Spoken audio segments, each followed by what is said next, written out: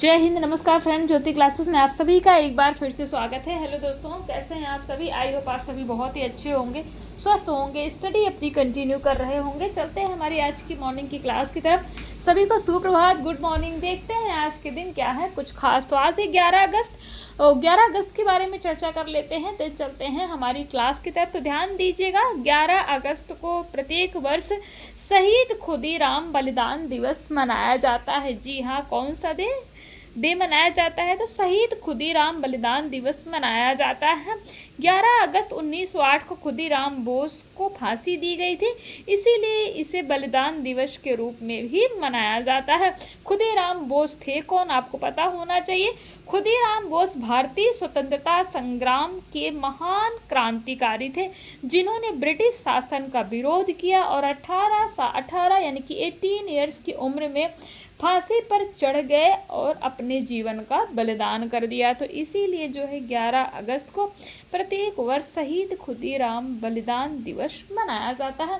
I hope शहीद खुदीराम बलिदान दिवस से रिलेटेड सारे ही आपके जो क्वेश्चन माइंड में होंगे वो क्लियर हो गए होंगे। अब चलते हैं हमारी क्लास की तरफ। तो आज की क्लास हम करेंगे होम मैनेजमेंट की। हमारे स्टडी की क्लास में हमने भोजन एवं पोषण विज्ञान का चैप्टर 1 कंप्लीट कर लिया था। जी हाँ, हमारा चैप्टर 1 कंप्लीट हो गया है, जिसमें हमारा चैप्टर 1 क्या भोजन एवं पोषण जो हम पढ़ रहे थे वो हमारा कंप्लीट हो गया था। तो आप जाइए प्रीवियस क्लास देखिए। प्रीवियस क्लास जो हमारी स्टडी की क्लास हुई थी उसमें हमने जो है चैप्टर 1 भोजन एवं पोषण कंप्लीट किया था। और ये जो है आज हम करेंगे गृह प्रबंधन यानी कि होम मैनेजमेंट। जैसा कि हमने आपको पहले भी बताया है कि अल्टरनेटिव डे पे आपका अलग अलग जो ब्रांच है होम साइंस का वो हम करेंगे, जिससे कि साथ साथ में आपकी सारी चीज़ें तैयार होती जाए हैं और आपको ज़्यादा समस्या का सामना ना करना पड़े, क्योंकि बुक्स थोड़ी सी ज़्यादा है तो इसलिए जो है थोड़ा थोड़ा सभी पढ़ेंगे तो हर चीज़ का नॉलेज आपको मिलेगा। तो देखते हैं आज की क्लास में गृह प्रबंधन का महत्व यानी कि importance of home management previous class में। और इसके पहले हमने प्रीवियस क्लास में क्या पढ़ा है होम मैनेजमेंट में, एक बार आपको क्विक रिवीजन के माध्यम से बता देते हैं। तो फ्रेंड, प्रीवियस क्लास में हमने होम मैनेजमेंट की जो हमारी गृह प्रबंधन की जो क्लास थी उसमें हमने पढ़ा था प्रबंधन की विशेषता, कैरेक्टरिस्टिक्स ऑफ मैनेजमेंट, जिसमें हमने देखा था प्रबंधन एक कला है, प्रबंधन एक विज्ञान भी है, प्रबंधन एक विशिष्ट प्रक्रिया है, प्रबंधन एक सामाजिक प्रक्रिया है, प्रबंधन एक अदृश्य कौशल है, प्रबंधन एक पृथक अस्तित्व है, प्रबंधन सार्वभौमिक प्रक्रिया है, प्रबंधन सामूहिक प्रयास है, प्रबंधन की आवश्यकता सभी स्तरों पर होती है, प्रबंधन एक पेशा भी है। इसमें मैनेजमेंट इज अ प्रोफेशन।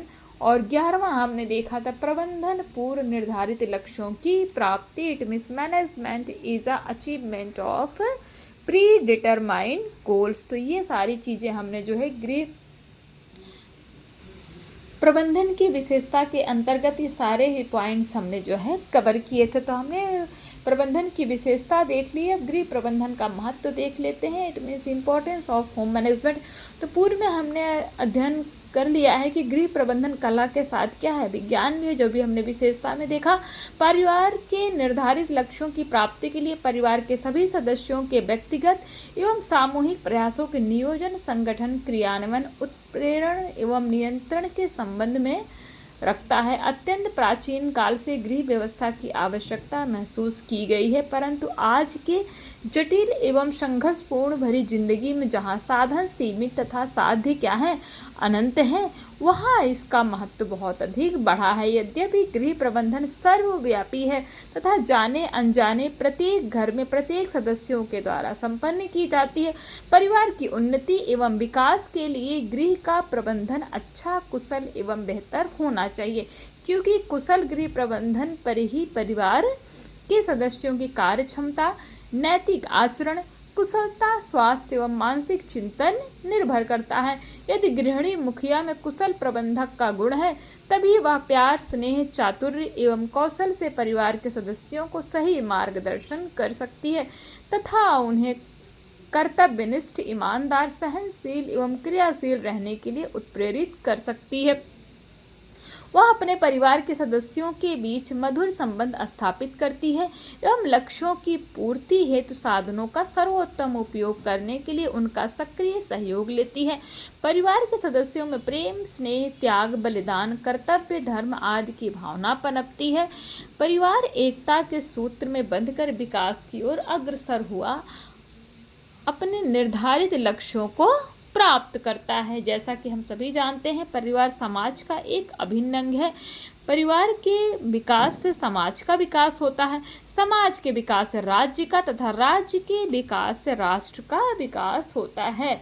तो परिवार, ध्यान दीजिएगा, परिवार के विकास से समाज का विकास होता है, समाज के विकास से राज्य का विकास होता है और राज्य के विकास से ही हमारे राष्ट्र का विकास होता है। ये आपको पता होना चाहिए। इसीलिए गृह प्रबंधन का महत्व न केवल एक व्यक्ति विशेष या परिवार विशेष के लिए ही है, अपितु संपूर्ण देश एवं विश्व के लिए भी है। संपूर्ण संसार में सुख, अमन, चैन के लिए प्रबंधन क्या है, आवश्यक है। भारत जैसे विकासशील देशों में तो इसकी महत्व काफ़ी बहुत अधिक है, क्योंकि हमारे यहाँ प्राकृतिक संपदा एवं मानवीय शक्तियों की कोई कमी नहीं है। फिर भी भारतवासी निर्धन, गरीब एवं अशिक्षित हैं। कहीं सूखे की मार है तो कहीं अत्यधिक वर्षा के कारण बाढ़ की गंभीर स्थिति। परंतु इन प्राकृतिक साधनों व संपदाओं को देश हित में विधिवत उपयोग किया जाए तो अकाल, बाढ़ व अन्य प्राकृतिक आपदाओं से पीड़ित व्यक्तियों को राहत पहुंचाया जा सकता है। परिवार के प्रत्येक सदस्य को रोजगार उपलब्ध करवाया जा सकता है। इसके ठीक विपरीत पर्याप्त साधन व आय होते हुए भी अकुशल गृह प्रबंधन के कारण परिवार के सदस्यों की उन्नति नहीं होती, उनकी अति आवश्यकताओं की पूर्ति नहीं हो पाती, उनमें द्वेष, कलह, क्लेश की भावना पनपने लगती है। अभाव में रहने के कारण उनकी मानसिक चिंतन एवं कार्य शक्ति कम हो जाती है। परिणामतः गृह का वातावरण अशांत, खराब, दूषित एवं कलह कलेशपूर्ण हो जाता है। परिवार के सदस्यों में फूट पड़ जाती है, वे एक दूसरे से लड़ने झगड़ने लगते हैं, उनमें एक दूसरे पर विश्वास करने की भावना समाप्त हो जाती है, वे पथ भ्रष्ट होकर अनैतिक आचरण करने लगते हैं। ऐसी परिस्थितियों में परिवार के बच्चों के लालन पालन, शिक्षा, दीक्षा एवं विकास में विशेष ध्यान नहीं दिया जाता है। इन सब के कारण परिवार अवनति की श्रेणी में आकर खड़ा हो जाता है। संक्षेप में यह कहा जा सकता है कि कुशल व अच्छा प्रबंधक परिवार के जीवन की आधारशिला है। यही परिवार के आर्थिक विकास की कुंजी है। यह वह जीवनदायिनी तंत्र है जिसके बिना प्रबंधन के उत्पादन के साधन केवल साधन मात्र ही रह जाते हैं, उत्पादक नहीं बन पाते। जहाँ प्रबंधन है वहाँ व्यवस्था, कुशलता, चातुर्य, दक्षता, अनुशासन, निर्माण कार्य एवं सौंदर्य के दर्शन होते हैं। अन्यथा इसके अभाव में अव्यवस्था, कुशासन, अकुशलता, द्वेष, कलह, अशांति एवं अपव्यय ही दृष्टिगोचर होता है। अतः गृह प्रबंधन परिवार की उन्नति के लिए हर दृष्टि से महत्वपूर्ण एवं उपयोगी है। तो ये हमने क्या देखा, गृह प्रबंधन का महत्व देखा कि गृह प्रबंधन का कितना बड़ा महत्व होता है। आई होप ये आपको समझ में आया होगा। नेक्स्ट हमारा टॉपिक है गृह प्रबंधन के उद्देश्य, यानी कि ऑब्जेक्टिव्स ऑफ होम मैनेजमेंट क्या है, इनको भी हम देख लेते हैं। तो गृह प्रबंधन के उद्देश्य के अंतर्गत गृह प्रबंधन का मुख्य उद्देश्य है उपलब्ध पारिवारिक साधनों से पारिवारिक लक्ष्यों की पूर्ति करना, यानी कि जो भी आपके पास पारिवारिक साधन है उन्हीं से क्या करना है, पारिवारिक लक्ष्यों की पूर्ति करना ही क्या है, गृह प्रबंधन का मुख्य उद्देश्य है। गृह प्रबंधन एक ऐसी मानसिक एवं बौद्धिक प्रक्रिया है जिसमें गृह संबंधी उत्तरदायित्वों को निभाने के लिए परिवार के सभी सदस्यों को एक साथ मिलजुल कर कार्य करने पर बल दिया जाता है। वार्गिस ओगल्स एंड श्रीनिवासन ने अपनी पुस्तक होम मैनेजमेंट में इस बात की पुष्टि की है कि effective management in the home depends to a large extent on the managerial ability, interest and leadership quality of the homemaker and also their ability to motivate the family members in the right direction for achieving desired goals थी। किन्होंने किनकी ये definition, किनकी परिभाषा है? वर्जिस, goals and Srinivasan की। यथार्थ में प्रबंधन निर्णयों की क्या है? श्रृंखला है। क्या है? निर्णयों की श्रृंखला है, जिसमें पारिवारिक साधनों का उपयोग पारिवारिक उद्देश्यों की पूर्ति के लिए किया जाता है। गृह प्रबंधन के निम्न उद्देश्य हैं। देखते हैं कौन कौन से उद्देश्य हैं। तो पहला है परिवार के सभी सदस्यों की आवश्यकताओं की पूर्ति। ये क्या है? गृह प्रबंधन का पहला उद्देश्य है। It means wants of all family members must be satisfied. परिवार के सभी सदस्यों की आवश्यकताओं की पूर्ति करना गृह प्रबंधन का एक अति महत्वपूर्ण एवं प्रथम उद्देश्य। रोटी, कपड़ा और मकान जैसी आवश्यकताओं की पूर्ति तो हर हाल में ही की जानी चाहिए। इसके साथ ही आरामदायक एवं कार्य क्षमता वृद्धि आवश्यकताओं की पूर्ति करना भी आवश्यक है। आज के बदलते परिवेश में जिसे पहले विलासिता संबंधी आवश्यकता समझी जाती थी, वह आज आवश्यक आरामदायक संबंधी आवश्यकता के अंतर्गत आने लगी है, जिसकी पूर्ति होना अनिवार्य है। तभी परिवार के सदस्यों की कार्य क्षमता एवं ज्ञानार्जन में वृद्धि हो सकेगी। उदाहरणार्थ टीवी, टेलीफोन, स्कूटर, कंप्यूटर आदि विलासितापूर्ण आवश्यकता नहीं, बल्कि यह कहीं कहीं विशेषकर शोध के क्षेत्रों में आवश्यकता है, जिसके बिना ज्ञानार्जन एवं शोध कार्य संपन्न नहीं हो पाते हैं। भोजन न केवल क्षुधा यानी कि भूख तृप्ति के लिए ग्रहण किया जाता है, बल्कि परिवार के प्रत्येक सदस्य को उसकी आयु, लिंग, कार्य एवं शारीरिक आवश्यकता के अनुसार संतुलित भोजन मिलना चाहिए। तभी परिवार के सदस्यों का स्वास्थ्य उत्तम बना रह सकेगा तथा उनमें कार्य क्षमता की वृद्धि हो सकेगी। रोगा अवस्था में आहार की स्थिति भिन्न होती है, यानी जब कोई बीमार होता है तो उस स्थिति में जो हमारा भोजन होता है वो क्या होता है? अलग होता है। तो वही ये कह रहे हैं कि रोगावस्था में आहार की स्थिति भिन्न होती है। छोटे बालकों के उचित शारीरिक व मानसिक विकास के लिए पौष्टिक आहार आवश्यक है। इसी तरह परिवार के प्रत्येक सदस्य को पर्याप्त एवं मौसम के अनुकूल आरामदायक वस्त्र होने चाहिए, ताकि अवकाश के क्षणों में प्रत्येक व्यक्ति विश्राम एवं मनोरंजन कर सके। इसके लिए गृहिणी प्रबंधक को विभिन्न बातों की जानकारी होनी चाहिए, जैसे सस्ते भोज्य पदार्थ में भी वे सभी पोषक तत्व विद्यमान रहते हैं जो कि महंगे भोज्य पदार्थ में होते हैं। नंबर 2, भोज्य तत्वों के गुण एवं विभिन्न भोज्य पदार्थों की विशेषताएं। नंबर 3, मौसम पर उपलब्ध भोज्य सामग्रियों को वर्ष भर तक संग्रहित कर रखने की जानकारी। नंबर 4, भोजन पकाने की विभिन्न विधियों का ज्ञान। नंबर 5, भोजन परोसने के आकर्षक ढंग का ज्ञान। नंबर 6, वस्त्रोत्पादन रेशों की जानकारी। नंबर 7, मौसम के अनुकूल उपयुक्त वस्त्रों की जानकारी होना। नंबर 8, विशिष्ट अवसर, त्योहार, पार्टी या शादी विवाह में किस तरह का परिधान होगा। नंबर 9 कहता है मकान हवादार है और उसमें पर्याप्त स्थान है अथवा नहीं। नंबर 10, घर की साफ सफाई, व्यवस्था एवं सजावट आदि का ज्ञान होना। ये सारी चीज़ें जो है क्या होना चाहिए? जो गृहिणी होती है, जो घर की प्रबंधक होती है, उनको इन बातों का ज्ञान होना आवश्यक है। तो ये तो हमने देखा क्या, पहला उद्देश्य देखा गृह प्रबंधक का क्या, कि परिवार के सभी सदस्यों की आवश्यकताओं की पूर्ति। दूसरा है सीमित आय की अधिकतम आवश्यकताओं की पूर्ति करना। सीमित आय से अधिकतम आवश्यकताओं की पूर्ति करना। It means to satisfy maximum wants with limited income. जैसा कि हम जानते हैं कि आवश्यकताएं अनंत, परंतु साधन यानी धन क्या होते हैं? वो सीमित होते हैं। आवश्यकताओं का संबंध मनुष्य की इच्छाओं से होता है। वह इच्छाएं मुक्त एवं कल्पनाओं से प्रेरित होती हैं। इस कारण आवश्यकताएं विविध व नाना भांति की होती हैं। सीमित साधनों में असीमित आवश्यकताओं की पूर्ति करना वास्तव में एक विकट समस्या है। साथ ही आय को आसानी से बढ़ाया भी नहीं जा सकता है। गृह प्रबंधन का दूसरा परंतु अत्यंत महत्वपूर्ण उद्देश्य है सीमित साधनों में ज़्यादा से ज़्यादा आवश्यकताओं को संतुष्ट किया जाए। कुशल गृहिणी का यह दायित्व है कि आग को व्यय से अधिक जो आपकी आय है तो आय को व्यय से अधिक नहीं जाने देना चाहिए। इसके लिए उसे बजट बनाने, हिसाब लिखने, आय व्यय का सही संतुलन आदि का पूरा ज्ञान हो। इतना ही नहीं, उसे भविष्य की आवश्यकताओं के लिए भी कुछ बचत करनी चाहिए तथा धन के विनियोग सही तरीके से करना चाहिए। व्यय को आय से अधिक नहीं जाने देना चाहिए, यानी कि जितनी आपकी इनकम है उतना ही आपको स्पेंड, उतना ही आपको खर्च करना है।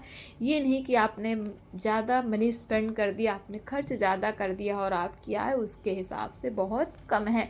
तो इन बातों का ध्यान रखना चाहिए कि व्यय को आय से अधिक नहीं जाने देना चाहिए। कहा भी गया है, जेते पाँव पसारिए तेती लंबी सौर, यानी कि अपने पैर उतने ही फैलाइए जितनी लंबी आपकी चादर हो।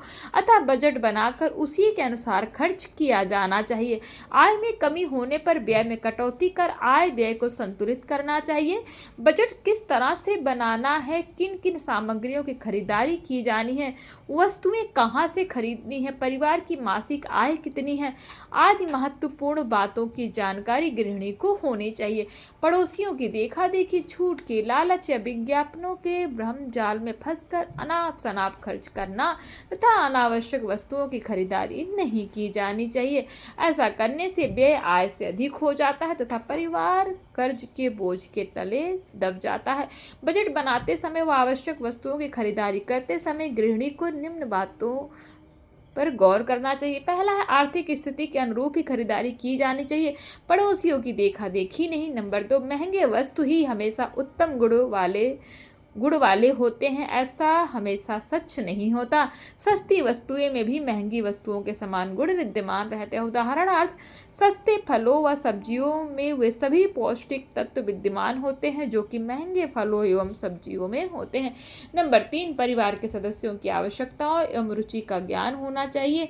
वे आवश्यकताएं जो अत्यधिक महत्व की हैं उनकी पूर्ति पहले की जानी चाहिए। नंबर 4, आय को केवल वर्तमान आवश्यकताओं की पूर्ति में ही नहीं खर्च कर देना चाहिए, बल्कि भविष्य के लिए भी बचा कर रखना चाहिए ताकि आकस्मिक आवश्यकताओं जैसे रोग, बीमारी, पार्टी, शादी, विवाह आदि के अवसरों पर आर्थिक तंगी नहीं रहे। आज की बचत कल के लिए लाभप्रद होती है, इस उक्ति को भूलना नहीं चाहिए। नंबर 5 है, सामान सदैव विश्वसनीय दुकान से ही खरीदना चाहिए। नंबर 6, गृहिणी को बाजार भाव से परिचित होने के साथ ही कौन सी वस्तुएं किस जगह पर सस्ती मिलती हैं इसका भी ज्ञान होना चाहिए। नंबर 7, सामान थोक विक्रेता से खरीदना अच्छा रहता है। थोक मूल्यों में चीज़ें क्या होती हैं, सस्ती मिलती हैं, साथ ही बार बार जाने से समय, शक्ति एवं धन व्यय होता है तथा मानसिक परेशानी होती है। इन सब से भी छुटकारा मिलता है अगर कोई चीज़ आप थोक में लेकर के आते हैं। नंबर 8 है, डिब्बा बंद या सील बंद सामग्री ही खरीदनी चाहिए तथा इस पर लगे लेबल को ध्यान से पढ़ना चाहिए।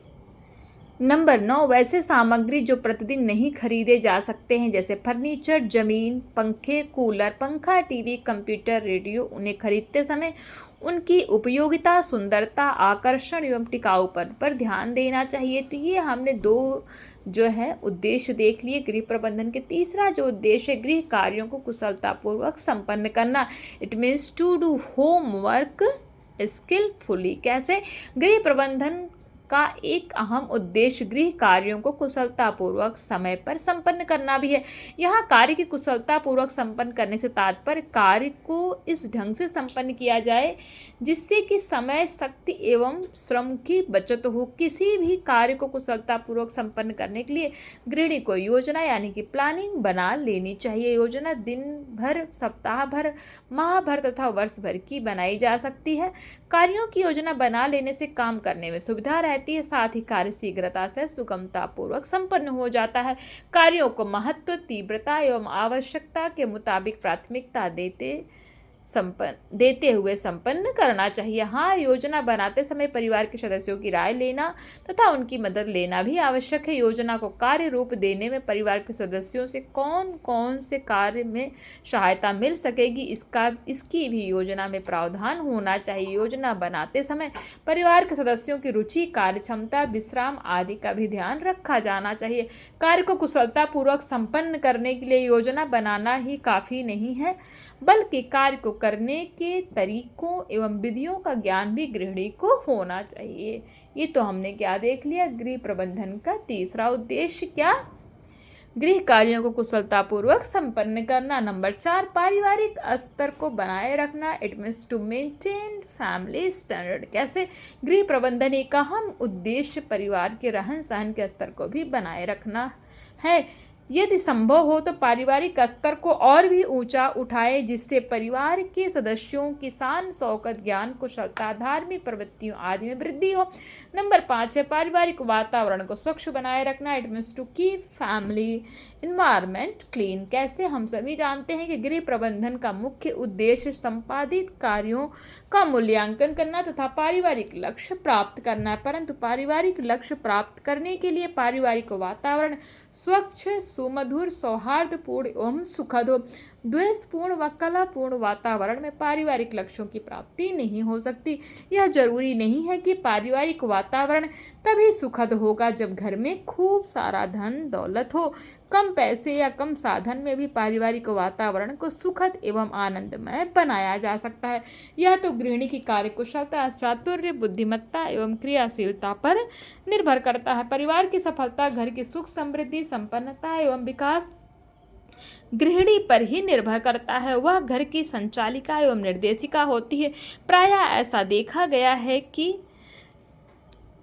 समान आर्थिक आय एवं साधन होते हुए भी दो परिवारों के रहन सहन, नैतिक आचरण एवं जीवन स्तर में विभिन्नता होती है। जिस घर की गृहिणी कुशल प्रबंधक एवं बुद्धिमान होती है, उस परिवार का रहन सहन एवं जीवन स्तर फूहड़ गृहिणी वाले परिवार की अपेक्षा ऊंचा रहता है। अतः परिवार के सदस्यों में आपसी प्रेम, स्नेह, सौहार्द, अनुशासन एवं पारिवारिक मूल्यों को स्थापित करना भी गृह प्रबंधन का उद्देश्य होता है। तो ये हमने देख लिया क्या, गृह प्रबंधन का उद्देश्य क्या है। एक बार आपको फिर से रिवीजन करा देती हूँ कि आज की क्लास से फ्रेंड्स हमने क्या क्या पढ़ा।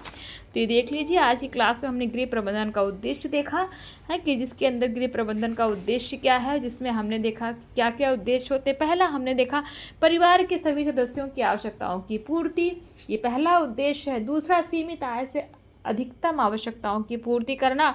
तीसरा उद्देश्य हमने देखा, क्या देखा, तीसरा उद्देश्य के अंतर्गत हमने देखा गृह कार्यों को कुशलतापूर्वक संपन्न करना। चौथे उद्देश्य के अंतर्गत हमने देखा पारिवारिक स्तर को बनाए रखना। और पांचवा जो उद्देश्य है उसके अंतर्गत हमने देखा पारिवारिक वातावरण को स्वच्छ बनाए रखना। It means to keep family environment clean है। तो ये हमने क्या देखे, गृह व्यवस्था के उद्देश्य देखे, गृह प्रबंधन के उद्देश्य देखे। तो आज की क्लास को यहीं तक करते हैं। नेक्स्ट क्लास में हम करेंगे गृह व्यवस्था के सुधार में बाधाएं। It means obstacles in the improvement of home management. इसको हम जो है हमारी नेक्स्ट क्लास में पढ़ने वाले हैं। तो आई होप आज की क्लास आपको समझ में आई हो। कहीं पे भी कोई डाउट हो, कोई भी आपके किसी भी टाइप का क्वेश्चन आपके माइंड में आ रहा हो तो आप पूछ सकते हैं कमेंट के माध्यम से, आपके हर एक क्यूरी सॉल्व की जाएगी। तो प्लीज़ फ्रेंड्स, चैनल पर फर्स्ट टाइम विजिट किए हैं, क्लास अगर समझ में आ रही हो, थोड़ा सा भी एक बेनिफिशियल आपके लिए लग रही हो कि हाँ इस क्लास को करने से आपको कुछ तो बेनिफिट मिलेगा ही मिलेगा, तो प्लीज़ चैनल को लाइक, शेयर एवं सब्सक्राइब करें। और इस क्लास को जितना ज़्यादा से ज़्यादा हो सकता है अपने दोस्तों के साथ भी शेयर करें, ताकि वो भी इस सीरीज के साथ जुड़ करके हमारी क्लास का लाभ प्राप्त कर सकें। तो मिलते हैं हमारी नेक्स्ट क्लास में। बताइए क्लास आपको कैसी लगी, फीडबैक ज़रूर दीजिए प्लीज़, बहुत मोटिवेशन मिलता है आपके फीडबैक से। तब तक के लिए जय हिंद, नमस्कार।